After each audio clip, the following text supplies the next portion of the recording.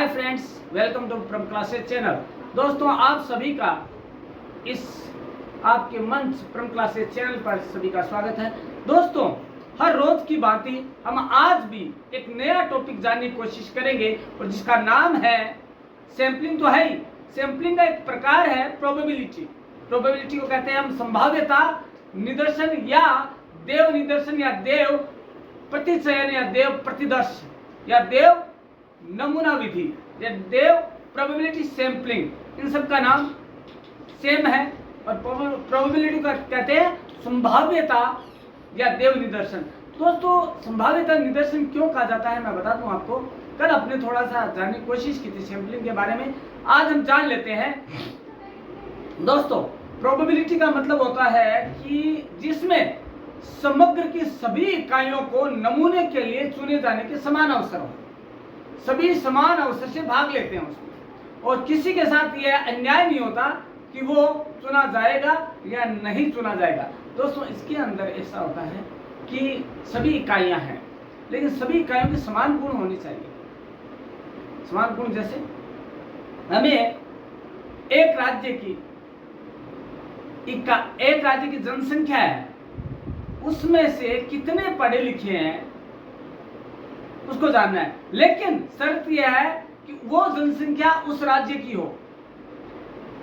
उस राज्य में से हम कुछ का इंटरव्यू लेंगे, उस आधार पर हम चयन करके उनमें से किन का चयन किया जाएगा, उसकी कई विधियां, उस विधि के आधार पर हम चयन कर लेते हैं और सभी के चुने जाने का अधिकार पूरा होता है। तो हम दोस्तों जान लेते हैं कि अब जैसे लोगों पर पेट्रोल की कीमत का क्या प्रभाव पड़ा, तो हम सबको तो नहीं पूछ सकते। उनमें से 10 लोगों का हमने इंटरव्यू लिया, कोई भी 10 लोग, एक व्यवसायी होगा, एक वो होगा, तो उससे पता लग जाएगा कि क्या लोग सोचते हैं। तो यह है प्रोबेबिलिटी। अब प्रोबेबिलिटी को जानने के लिए हम इसके अर्थ को समझते हैं, जो कि आज के हमारे टॉपिक की मैं विषय वस्तु बता देता हूं, आप ध्यान से सुने। आप ऐसे पढ़ेंगे आप क्लास में, ऑफलाइन में। तो हम बता दूं दोस्तों कि आज का जो है टॉपिक उसमें होगा प्रोबेबिलिटी सैंपलिंग का मीनिंग, डेफिनेशंस और उसकी types of methods of probability sampling and the merits and demerits and the ethics of probability sampling. तो first of all we know about the probability sampling. Probability sampling क्या है उसके बारे में जानने के लिए हम देखेंगे कि समूह की सभी इकाइयां सम्मिलित की जाएगी और कौन सी नहीं की जाएगी अनुसंधानकर्ता पर डिपेंड नहीं करता।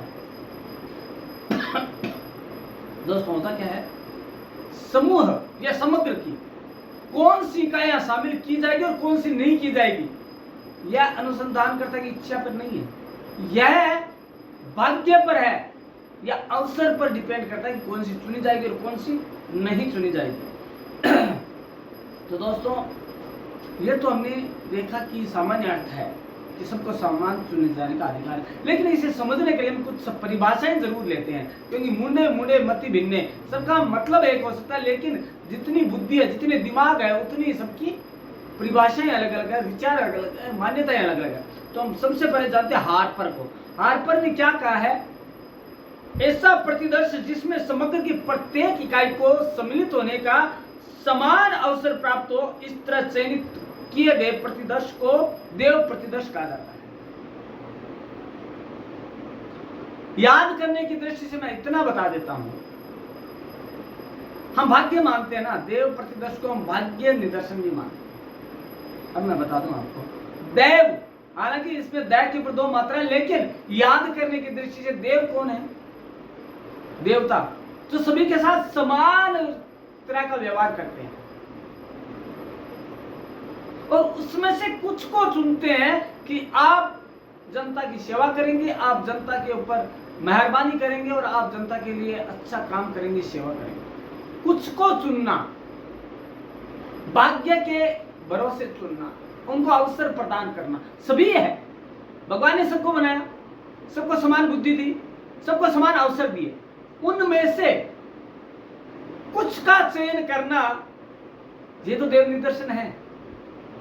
भाग्य के भरोसे निदर्शन करना, इसमें क्या होता है, जो अनुसंधान करता है उसके दिमाग पर डिपेंड नहीं करता है, उसकी इच्छा के अनुरूप नहीं होता है, उसको ये फिर तो हुआ ही नहीं ना, फिर तो असंभाव्य निदर्शन है, जिसे हम अगली क्लास में जानेंगे।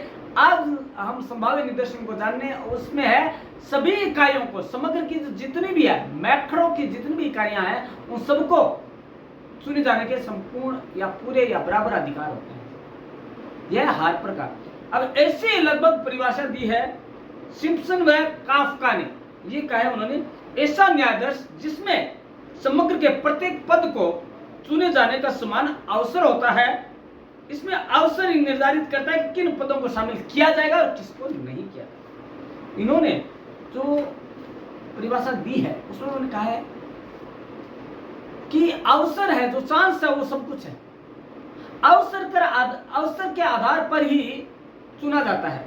अब होता क्या है, हम हेल्प के लिए जब अवसर आता है हेल्प का, तो क्या हमारी सभी लोग हेल्प करते हैं? नहीं करते हैं। उनमें से समग्र में से हमारे 20 दोस्त हैं, उनमें से हम 20 को तो आवाज नहीं देते।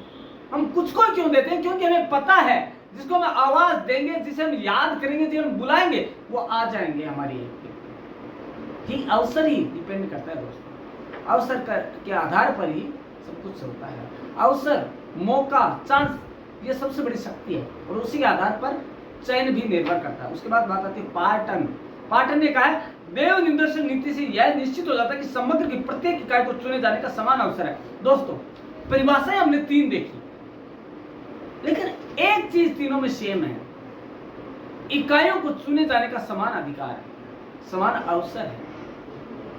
हम हमारी इच्छा के अनुसार नहीं कर सकते हैं। इच्छा के अनुसार किया तो देव निदर्शन नहीं है, यह पक्षपात पूर्ण रवैया होगा, भेदभाव पूर्ण रवैया होगा। हमने किसी को चुन लिया, किसी को छोड़ दिया, नहीं। तो देव निदर्शन क्या है? देव निदर्शन में वह विधि काम में आती है जिसके अनुरूप समग्र की इकाइयों को या मैक्रो में से सभी इकाइयों को चुने जाने के समान अधिकार है, प्रतिनिधित्व के लिए चुने जाने। यह है आपका देव निदर्शन। अब हम देव निदर्शन के बारे में जान लेते हैं कि देव निदर्शन को यादृच्छिक प्रतिचयन भी कहा जाता है, जहां समग्र समूह से व्यक्तिगत इकाइयों को यादृच्छिक के साथ चुना जाता है। यादृच्छिक क्या है? किसी को भी चुना जा सकता है, न इसको, सभी को चुने जाने का पूरा अधिकार है। उसको हम क्या कहते हैं? यादृच्छिक रूप से, मतलब सभी को समान रूप से चुने जाने का अधिकार है। तो यह होगी परिभाषा और ये होगा मतलब 100 बातों की एक बात है। देव निदर्शन का मतलब हो गया वह विधि, सैंपलिंग की वह विधि जिसमें समग्र की सभी इकाइयों को चुने जाने का समान अवसर प्राप्त होता है। बस ये चीज है, 100 बातों की एक बात है। अब हम बात कर लेते हैं कि इसकी मेन विधियां कौन कौन सी? कई विधियां हैं इसकी भी, एक विधि नहीं है। दोस्तों, जब बात करते हैं कि देव निदर्शन में चयन कैसे किया जाए, तो 1-2 विधि नहीं है, आवश्यकता के अनुसार हम विधियों का चयन कर लेते हैं। पहला है लॉटरी विधि। और लॉटरी विधि तो बहुत पुराना वर्ड है। लॉटरी विधि में क्या करते हैं? हम पर्ची बना लेते हैं, पर्ची सिस्टम करते हैं, हम डब्बे में डाल देते हैं या बाउल में डाल देते हैं। फॉर एग्जाम्पल, अभी कल एग्जाम हुआ सिविल जज का, उसमें इन्विजिलेटर की ड्यूटी कैसे हुई? उसमें इन्विजिलेटर की ड्यूटी डायरेक्ट नहीं हुई, उसमें लॉटरी विधि हुई। लॉटरी में क्या किया? सबका नाम और रूम नंबर लिखकर एक बाउल में डाल देगा, उनमें से एक पर्ची निकाली गई। किसी को पता नहीं किस पर्ची पे क्या नाम। जैसे पर्ची निकाली गई, अच्छा ये नाम है रामलाल, तो 108, श्यामलाल 111, इस ढंग से। तो लॉटरी विधि में क्या होता है? सबके नाम लिखकर पर्चियां डाल दी जाती है और उनके आधार पर ही उनका सिलेक्शन होता है कि वो क्या काम करेंगे। यह लॉटरी विधि है। और लॉटरी विधि महत्वपूर्ण क्यों है? क्योंकि दोस्तों, लॉटरी विधि के अंदर सभी को चुने जाने के समान अवसर है। लेकिन दोस्तों, यह तभी संभव है जब समग्र की इकाइयों के गुण सेम हो, सारे इन्विजिलेटर होने चाहिए, तभी ये सटीक बैठेगा दोस्तों। लेकिन इसका एक अवगुण भी है कि इसमें पक्षपात की संभावना पूरी। पक्षपात की संभावना पूरी क्यों है? क्योंकि हमने क्या किया, जिसको हम ज्यादा चाहते हैं कि भैया इसको ग्राउंड फ्लोर पे रखना है, हम उस कोने को मोड़ देंगे और जो चुनने वाला उसको कह देंगे इसको निकाल लेना यार पर्ची, इसको निकालो, बार बार हम कहेंगे। तो हम उसकी भावना को, उसको चुने जाने के अवसर को हम खत्म कर देते हैं और हम हमारी मर्जी के अनुसार करते हैं, तो ये पक्षपातपूर्ण रवैया होता है। क्योंकि दोस्तों जहाँ लॉटरी विधि है वहाँ भाग्य को मानते हैं, और ये क्या है, देव इंद्र क्या है, भाग्य के अनुसार ही सारा काम होता है, भाग्य के अनुसार उन्हें चुने जाने के अवसर प्रदान होते हैं कि ये भाग्य पर छोड़ा जाता है। व्यक्ति की बुद्धि या उसकी इच्छा कोई भी मायने नहीं रखती है, केवल और केवल कई बार तुम क्या करते हैं, बच्चे से निकालते हैं पर्ची, निकलवाते हैं, भैया तुम निकाल दो पर्ची लॉटरी विधि के द्वारा, तो जिसको जो मिलता है हम उसको इनाम दे देते हैं। ये है लॉटरी विधि, क्योंकि सभी को समान रूप से अवसर से चुने जाने का अधिकार है। यही तो चुनाव में होता है। चुनाव में एक वो होती है आपकी ईवीएम मशीन है। ईवीएम मशीन में क्या होता है, बटन दबाना, 12 लोग हैं, 12 में से किसी को चुन सकते हैं आपको समान अधिकार है चुने जाने के। हो सकता है कि एक राज्य की पूरी जनता उसको चुने, हो सकता है एक राज्य की कुछ ही जनता उसको चुने, उससे सबको समान रूप से चुने जाने का अधिकार है। ऐसा नहीं है कि एक पार्टी है भैया, वो तो निर्विरोध हो गया। यदि हमें चुनाव करना है तो हमें लॉटरी विधि, लॉटरी में से लॉटरी विधि है एक टाइप की, ईवीएम या जो बैलेट से करते हैं, सबको चुने जाने के समान अधिकार है उसके। कोई कुछ नहीं कह सकता कि मेरे को नहीं चुना गया, उसको नहीं चुना गया, भैया सबने वोट दिया है, अब आपके ऊपर डिपेंड करता है ना। उसके बाद आता है ढोल घुमाकर। दोस्तों ये व्हील ऑफ फॉर्च्यून बोलते हैं, व्हील ऑफ फॉर्च्यून। उसमें कहा जाता है जैसे कई कंपनीज है ऑनलाइन जो ट्रेडिंग करती है, ऑनलाइन जो बिजनेस है, उनके अंदर ये आता है कि आप या तो हम इलेक्ट्रॉनिकली या इंटरनेट से या हम हाथ घुमाकर भी उस ड्रम को घुमाते हैं या उस चक्कर को घुमाते हैं। उस चक्कर को घुमाने पर उसके ऊपर कई संख्याएं लिखी होती हैं, उनमें से हमें पता नहीं है कौन सी आएगी, लेकिन सभी को चुने जाने का समान अधिकार है कि हम कुछ किसको चुन सकते हैं, कौन हमारे भाग्य में आएगी, कौन सी संख्या, और कौन सी संख्या में क्या दिलवाएगी। ये भाग्य पर डिपेंड करता है, अवसर पर डिपेंड करता है, क्योंकि सभी को चुने जाने का अधिकार है। और जिस नंबर पे भी आया हमारा जो रुकता है पहिया या उसकी जो नोक है या जो उसका इंडिकेशन है, जहां पे भी रुकता है तो उसको वही चीज दे दी जाती है। यह है ड्रम घुमाव या पहिया घुमाव विधि, जिसको हम कहते हैं, कौन सी विधि कहेंगे इसको, bye rotating the drum. Drum भी हो सकता है, चक्र भी हो सकता है, क्योंकि ड्रम इसलिए कहा जाता है कि पहले के युग में ड्रम को ज्यादा यूज में लिया जाता है। उसके बाद है निश्चित क्रम, बाय सिस्टमेटिक अरेंजमेंट। नंबर डाल दिए जाते हैं, 1 से 500 तक नंबर लिखिए।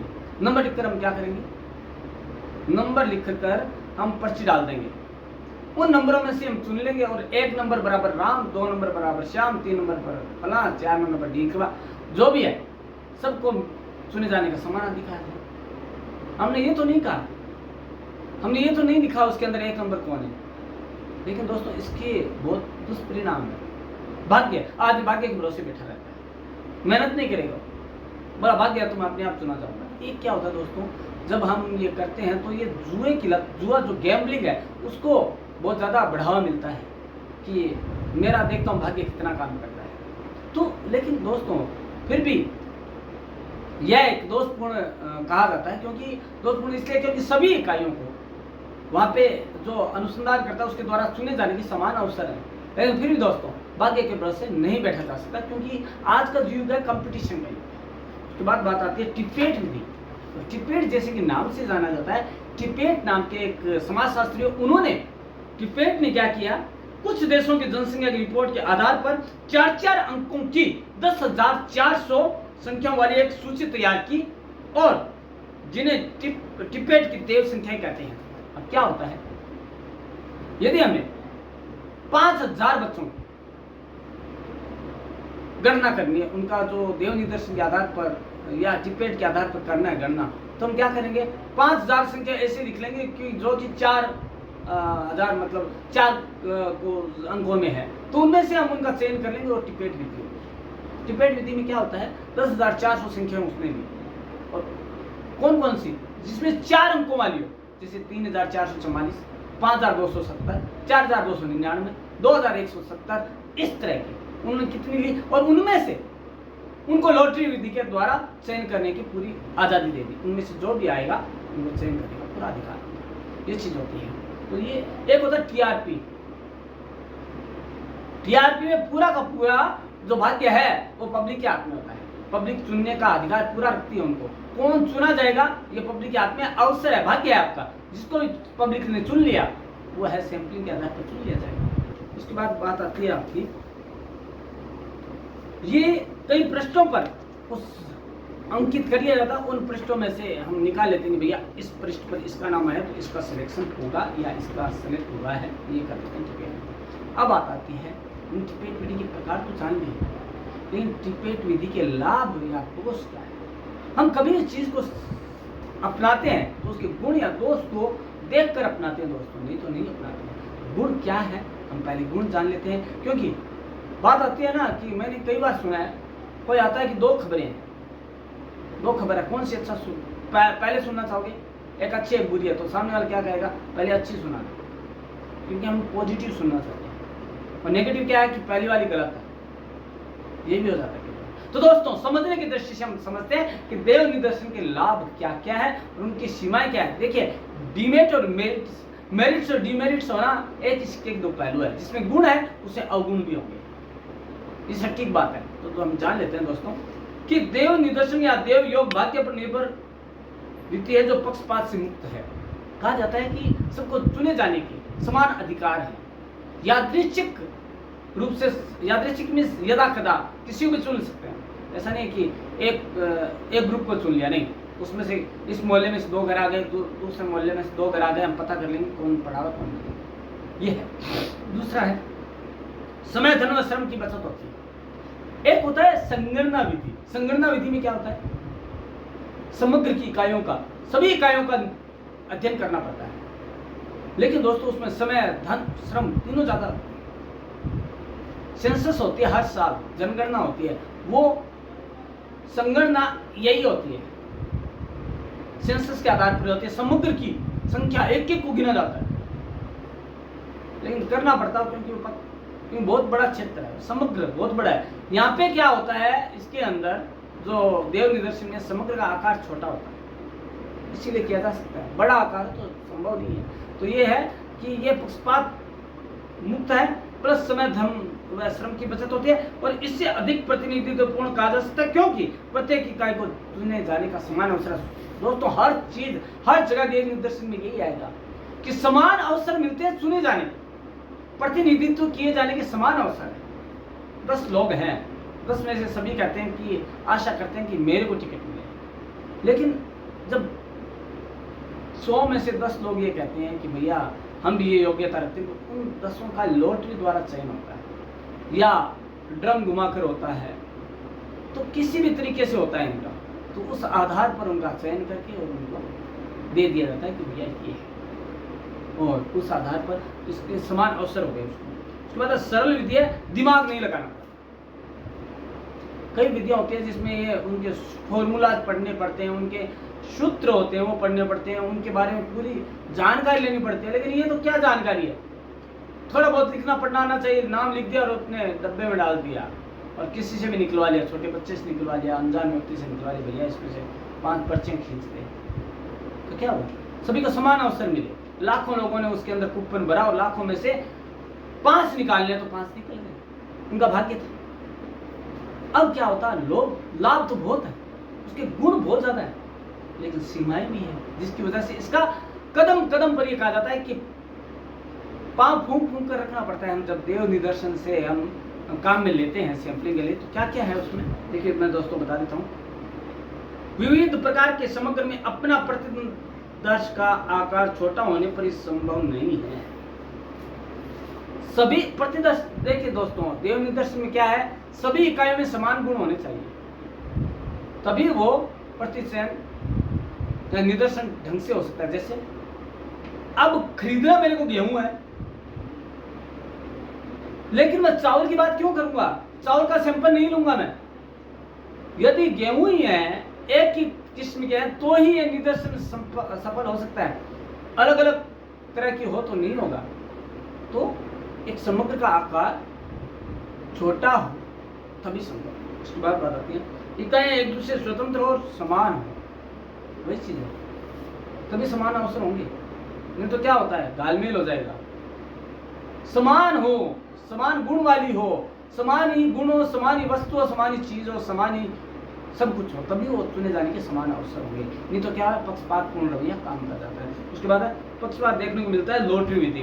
मैंने पहले बताया आपको कि लॉटरी विधि की जब हम बात करते हैं तो वहाँ पे पक्षपात होना लाजमी है। हम जिसको अधिक चाहते हैं उसका नाम अलग पर्ची में डाल सकते हैं, हम अलग निशान कर देंगे ऊपर और उसको वही चुनने का कह दिया जाएगा कि इसको निकाल। या हम क्या कर सकते हैं पता है, लॉटरी में क्या होता है, हम ये चाहते हैं कि इन्हीं लोगों को चुना जाना है तो हम बाकी को शामिल ही नहीं करेंगे और हम कह देंगे कि आपका सिलेक्शन नहीं होगा। ये भी हो सकता है दोस्तों लॉटरी के अंदर। लॉटरी में जब गवर्नमेंट स्कीम निकालती है कि लॉटरी के अंदर मकान निकलेंगे, अन्यथा आपका पैसा वो 5 साल बाद वापस दे दिया जाएगा सूद सही ब्याज सही। होता क्या है, उनमें उन लोगों की डालते नहीं है, कम मकान होते हैं, कम वैकेंसीज होती है तो उनका निकालते नहीं है। यहाँ भाई भतीजावाद को बहुत ज़्यादा प्रेशर मिलता है, उन्हीं लोगों के नाम डाले जाते हैं जो अपने हैं, जो अपने जानकार हैं, उन्हीं के आधार पर लॉटरी निकाली जाती है। तो उसमें यहाँ पक्षपातपूर्ण रवैया देखने को मिल सकता है। लेकिन दोस्तों यदि हम उनके सिद्धांत को, नीति शास्त्र को ध्यान में रखें, मान्यता को ध्यान में रखें तो देव निदर्शन जैसी पद्धति कोई भी नहीं है दोस्तों। इसलिए कहा जाता है कि कुछ इसके नीति शास्त्र है, सिद्धांत है जिन्हें ध्यान में रखना है। पहला है चुनाव निष्पक्ष हो। दोस्तों ऐसा ना हो कि मैं अमुक पार्टी का हूं मैं तो उसी को वोट करूंगा, जबकि सभी हो। निष्पक्ष चुनाव होनी चाहिए, धारणा नहीं काम करनी चाहिए। आपको यह है कि जो अच्छा काम करेगा उन्हीं में से एक को चुनूंगा, लेकिन उनमें से भी चुने जाने के समान अवसर है सभी को। वहां पे आपकी बुद्धि काम नहीं करती है, वहां पे उनका अवसर काम करता है, उनका भाग्य काम करता है कि कौन चुना जाएगा, क्योंकि सभी को चुने जाने के समान अवसर प्राप्त है। देव निदर्शन नहीं कहता है। दूसरी बात है समान अवसर हो चयन की। ऐसा नहीं हो कि हमने पक्षपातपूर्ण क्या किया, जो काम के नहीं थे या जो हमारे चाहते नहीं थे हमने उन्हें क्या किया, दरकिनार कर दिया, भैया ये काम के लिए उनको निकाल। हम क्या करेंगे, उनको साइड में कर देंगे। चुने जाने का समान अवसर कहां से मिला? हम उनके साथ पक्षपातपूर्ण रवैया कर रहे हैं, हम उनके साथ ईमानदारी नहीं कर रहे। यहाँ पे न्यायाधीश क्या कहता है, ये देव निदर्शन क्या कहता है कि यहाँ पे ईमानदारी सबसे बड़ा गुण है। ईमानदारी के साथ आपको चुने जाने इकाइयों को चुनना पड़ेगा। समग्र में से कुछ इकाइयों को चुना जाना है तो उनको समान अवसर मिलने चाहिए तभी तो आप चुनोगे। समान अवसर होंगे तभी समान रूप से इकाइयों का चयन होगा, नहीं तो पक्षपातपूर्ण हो जाएगा। आपने किसी को भी चुन लिया दिमाग लगाकर तो वो नहीं होना चाहिए। उसके बाद बात आती है आपकी चुनाव स्वतंत्र तब हो निदर्शन इकाई में कोई परिवर्तन ना हो। हमने चुन लिया लेकिन एन टाइम पर यह नहीं कहा जाए कि 6 में से 5 ही चुनने थे और उनमें से हम एक को हटा देते हैं। ऐसा नहीं होना चाहिए, परिवर्तन नहीं होना चाहिए। जो पहले से तय है वही होना चाहिए कि इतनी सेलेक्ट होनी है। जैसे 20 है पोस्ट और 20,000 फॉर्म आ गए तो 20 पोस्ट में से 18 नहीं किया जाना चाहिए। 20 की 20 पोस्ट वही लानी चाहिए, तभी जाकर सही निदर्शन हो पाएगा।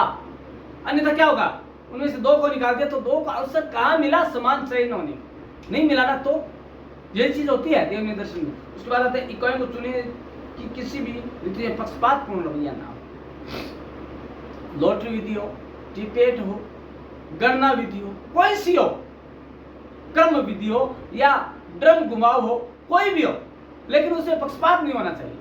पक्षपात होता है क्या होगा, देव निदर्शन नहीं होगा, वह असंभाव्य होगा। अब क्या होता है दोस्तों में बताओ, एक संगणना विधि भी है।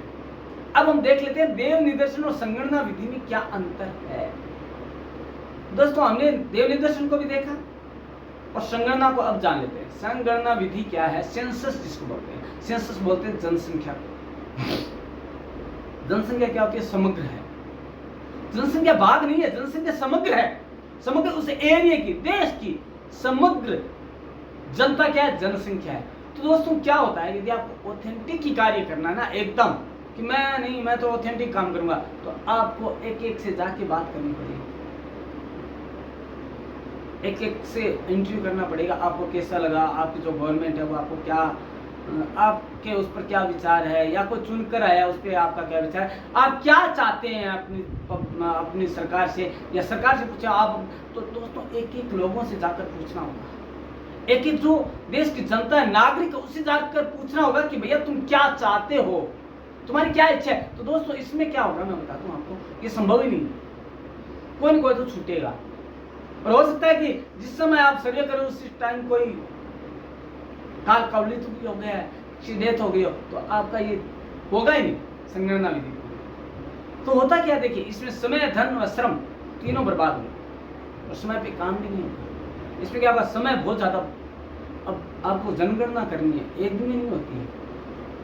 तो दोस्तों कई महीने लग जाते हैं, जाति आधार गणना, फिर सेक्स के आधार पर गणना, फिर क्या होता है आपकी बच्चे कितने हैं, बूढ़े कितने हैं, ये सारी की सारी एक एक घर घर जाकर जनगणना होती है। दोस्तों कितना समय लगता होगा इसमें, तो समय, श्रम पूरे दिन लगे रहते हैं। कई विभाग एक साथ काम करते हैं तो बाकी काम छूट जाता है। और धन तो होगा ही होगा, हमें क्या करने होते हैं, सर्वेयर की नियुक्ति करनी होती है।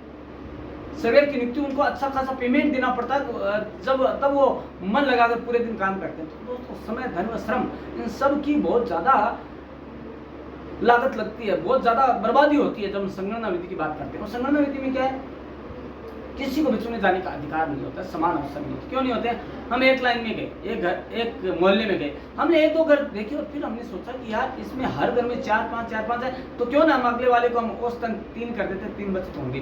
दोस्तों मैं कह रहा हूँ जनगणना जो है ना वो सटीक नहीं है, सटीक नहीं। हम सोचते हैं कि हर किसी इंटरव्यू लेकर हम बात जान लेते, लेकिन दोस्तों संभव नहीं है ये संगणना विधि, क्योंकि हर व्यक्ति से जानना, हर व्यक्ति तक पहुंचना बस की बात नहीं है। क्योंकि दोस्तों भौगोलिक सीमाएं, समय की सीमाएं, श्रम की सीमाएं और पैसे की सीमाएं हर जगह लागू होती है दोस्तों। और हम ये कह नहीं सकते कि संगणना विधि हमने सही ढंग से काम किया है। दोस्तों अनुसंधान का मतलब क्या है, नमूने के आधार पर अपना कार्य करना।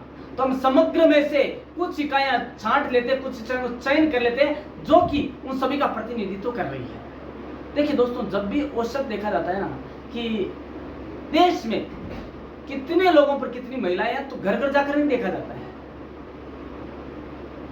क्या देखा जाता है, एक स्टेट में से, सभी स्टेट में से एक एक देख लिया, एक एक ग्रुप का, तो पता औसत लगाया जाता है, औसत है। संगणना विधि नहीं है, फिर भी मैं बता दूं, संगणना विधि है समग्र का अध्ययन करना, समग्र का अध्ययन करना, जो कि पॉसिबल नहीं है, किसी भी एंगल से पॉसिबल नहीं है हर व्यक्ति से बात करने का।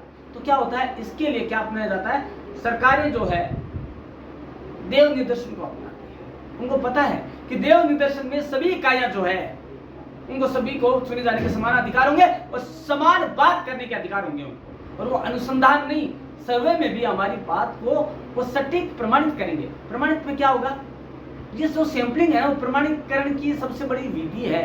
और जब देव निदर्शन की बात आती है, हम मानते हैं कुछ परिस्थितियों में यह भाग्य के भरोसे छोड़ना ये श्रम को हीन बना देता है या मेहनत को महत्वहीन बना देता है। तो दोस्तों इसके लिए क्या है, हमें कुछ मान्यताओं को ध्यान में रखना है। मान्यता क्या है, पक्षपात नहीं करना है, सभी को समान चुनने के अवसर देने हैं, या हम जो भी कार्य कर रहे हैं पूरे मन से करना है, कुछ तो इकाइयों पे काम करना है हमें। देखिए देव निदर्शन में समय, धन और श्रम की बचत होती है, तो हमें दिमाग से काम लेना होगा कि हमें कुछ ही इकाइयों पर तो ध्यान देना है, सभी पर तो देना ही नहीं है। तो क्या करना है, देव निदर्शन में हमें सैंपलिंग, रैंडम सैंपलिंग और होता है। इसमें रैंडम क्या होता है, सैंपलिंग में मैं बता दूं लॉटरी की तरह नहीं, तो अलग होता है थोड़ा सा। रैंडम इस घर से लिया, इस घर से नहीं लिया, इससे लिया, इससे। लेकिन दोस्तों यह प्रोबेबिलिटी नहीं हो सकती, यह नॉन प्रोबेबिलिटी। नॉन में क्या होता है, सभी को समान अवसर नहीं है। एक मोहल्ले में कितने पढ़े लिखे हैं, सपोज इस मोहल्ले में 1000 घर है, 1000 का हम सर्वे नहीं कर सकते। हम क्या करते हैं, इसमें ले लिया, उसमें से नहीं लिया, उसमें से ले लिया। ठीक है यार, 1000 में से 10 पढ़े लिखे, चल ठीक है 35% हो गए। जबकि सभी को तो आपने किया ही नहीं, सभी में से कुछ इकाइयों को चुना, तो आपने क्या किया, रैंडम किया। रैंडम सैंपलिंग को हम प्रोबेबिलिटी सैंपलिंग नहीं कह सकते। पक्षपातपूर्ण रवैया होता है, भेदभाव होता है उसमें सभी इकाइयों के साथ। तो ईमानदारी के साथ जो किया जाता है, ऑनेस्टी के साथ जो किया जाता है सैंपलिंग, वो देव निदर्शन है। तो दोस्तों हमने आज जाना कि देव निदर्शन क्या चीज है, प्रोबेबिलिटी सैंपलिंग क्या चीज है। लेकिन दोस्तों इन सबको जानने के लिए, इन सबको पहचानने के लिए आपको करना क्या होगा, आपको जुड़े रहना होगा परम क्लासेस चैनल से, जो आपको हर रोज एक नई चीज बताता है, हर एक नए टॉपिक पे बात करता है आपके दोस्तों। तो आपको यह देखना होगा कि जो आगे नेट का एग्जाम आने वाला है उसके लिए क्या बात करने वाला है, जो हर रोज एक वीडियो नया आता है। दोस्तों आज देव निदर्शन है, आपको जो सवाल पूछे जा सकते हैं मैं बता दूं कौन से है। एमसीक्यूज में आपको ये कहेंगे कि 10,400 एक संख्या है, ये किसने दी? दोस्तों कोई भी संख्या नहीं पूछेंगे, 10,400 टिपेट, तो 4 नाम दे देंगे आप, टिपेट, पीवीयन, गुडेहट, इन चारों में से जो सही हो टिपेट है। दोस्तों कैसे पता लगा आपको? क्योंकि यह परम क्लासेस चैनल आपको बता रहा है। दोस्तों आपको ध्यान रखना है, या ये कहा जाएगा वह कौन सी विधि है जिसके अंदर हम हाथ या मशीन का यूज करके हम उसको घुमाते हैं, तो ड्रम विधि है जिसके आधार पर जो संख्या आएगी उसके ऊपर गणना की जाती है। या वह कौन सी विधि है जिसमें भाग्य के आधार पर सभी इकाइयों को चुने जाने के समान अवसर हो? कौन सा है? देव निदर्शन है। वो देव निदर्शन मींस प्रोबेबिलिटी सैंपलिंग। निम्न में से किसे यादृच्छिक निदर्शन पद्धति कहते हैं? तो वो कौन सी है? प्रोबेबिलिटी सैंपलिंग है। संगणना विधि के बारे में क्या पूछा जा सकता है? जिसमें समग्र का अध्ययन करना है, उस पद्धति को क्या कहेंगे? उस पद्धति को कहेंगे सेंसस या संगणना विधि। दोस्तों कितने सेंसस, कितने एमसीक्यूज आ गए यार। एमसीक्यूज एक और है जो महत्वपूर्ण है, आपको डेफिनेशन दे देंगे। जो हम यहाँ डेफिनेशन के बारे में बात की उनको ध्यान से पढ़ना, ताकि हम ये बता पाएंगे डेफिनेशन किसकी है। डेफिनेशन दी और पूछ लिया निम्न में से यह डेफिनेशन किस समाजशास्त्री ने दिया है, किस सोशियोलॉजिस्ट ने दिया है, तो हमने यदि परम क्लासेस को आपने सुना है तो आप 101% उसका उत्तर दे पाएंगे और सफलता आपके कदम चूमेगी। तो दोस्तों ऐसा करना है कि सफलता चलकर हमारे पास आए, तो हमें करना क्या होगा? एक ही चीज करना है, ज्यादा कुछ नहीं चाहता।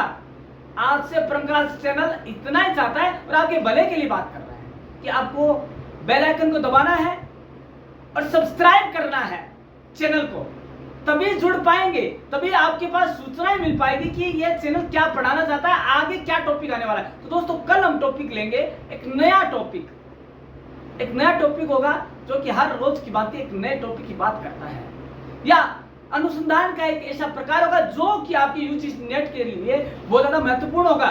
तो दोस्तों जान लेते हैं हम कि हर रोज जो चीजें आती है उसके अंदर कौन सी चीज होगी और कौन सी नहीं होगी। तो हम जान लेते हैं कि किस आधार पर आप जानेंगे कि परम क्लासेस चैनल क्या पढ़ा रहे हैं। तो दोस्तों करना क्या होगा? आपको बेल आइकन दबाना होगा, सब्सक्राइब करना होगा, तभी हम इसी मंच पर इसी समय पर जुड़ पाएंगे। तब तक के लिए देखते रहिएगा परम क्लासेस चैनल। धन्यवाद।